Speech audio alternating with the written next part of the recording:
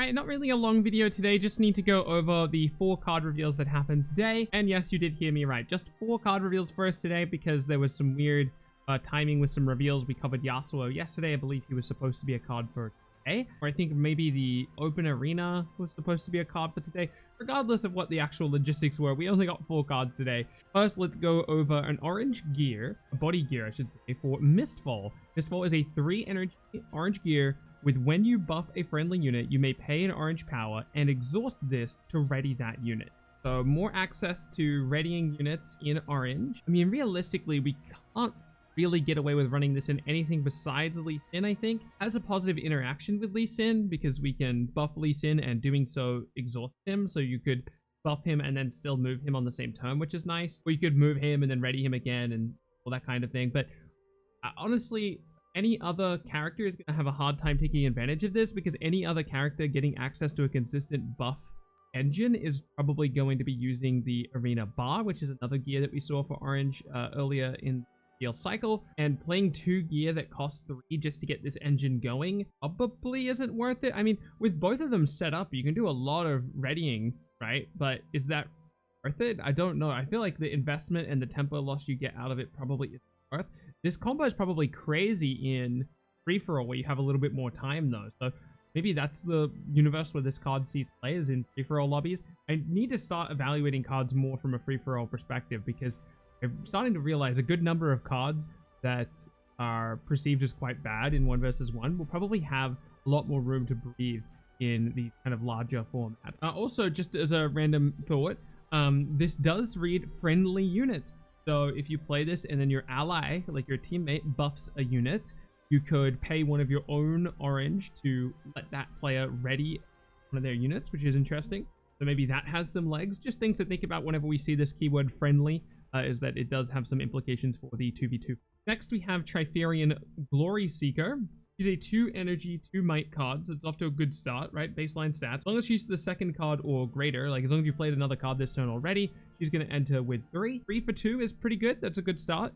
There's not really much reason to want to buff this card in yellow right now. I really hope that yellow ends up with some more buff generation. The best home I see for this right now is probably just Darius, but I don't know if Darius finds the room for this card. I mean, currently Darius is running Soaring Scout, which you could consider kind of a weaker slot, but honestly, I feel like Soaring Scout's energy generation is really good. I have been thinking that the Darius curve could probably come down a lot, so maybe we run the Scout and this, something from the higher end. I could see that for sure. Yeah, I mean, on paper, this is a pretty good card. And it's set 1, right? So we're just going to need some number of 2-cost cards, and this is a 2-cost card.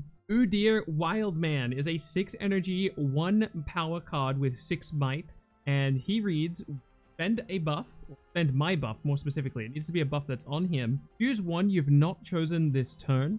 Deal 2 damage to a unit at a battlefield. Stun a unit at a battlefield. Ready me, and give me ganking. It's a fun effect. Again, it feels very Lee Sin coded to me. I don't know if this has room in decks like Set, but it's kind of like another thing that you're happy to buff multiple times. Kind of similar like a Lee Sin, like the Lee Sin unit that wants to get buffed multiple times. Udyr wants to get buffed multiple times. He's not scaling the same way that Lee Sin is, but he's getting some value, and that's pretty important. The deal 2 damage is interesting as well because Warwick exists. So if Udyr is in our base or he's at a battlefield and we have Warwick on the board, we could give Udyr a buff and then we could deal 2 damage to a thing at a battlefield and we could push the Warwick and then the Warwick would instantly kill that thing. More Warwick synergy equal more better. I do think this card will be good. It's difficult to imagine the exact deck list he belongs in because I think most of the buff archetype is still kind of waiting to find its exact home. So I don't have super strong opinions on this card, but on paper it seems good. And last but not least is the card that I'm excited about most today, AHRI Inquisitive. A 3 energy, 1 power blue card with 3 might that reads, when I attack or defend, give an enemy unit here -2 might. A very strong card at both holding and attacking. This is exactly the type of unit that AHRI wanted. And then not for nothing, assuming you're going 2nd, you can just have this in your chosen champion slot and play this on turn 1 every single game. Now, that's not going to be the best thing to do every single game because there's lots of removal spells, and if you base your whole strategy around this, and then you get like Void Seeked or you get Super Mega Death Rocketed, you're going to be pretty sad. So even though when I first read this card, I thought, well, we're just going to put this in our chosen champion slot, we're going to go 2nd every game.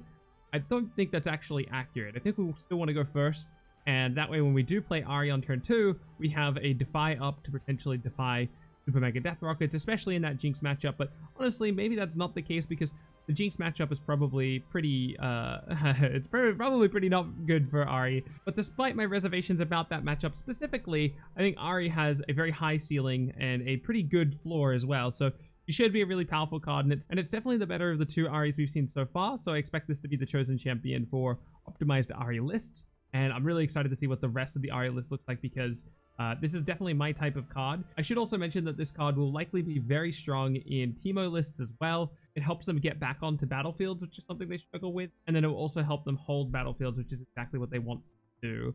So yes, very high hopes for AHRI. Anyway, that's it for today. Again, just the 4 card reveals with a couple of alternate arts as well. Thank you so much for watching. Keep being awesome, and I'll catch you in the next one.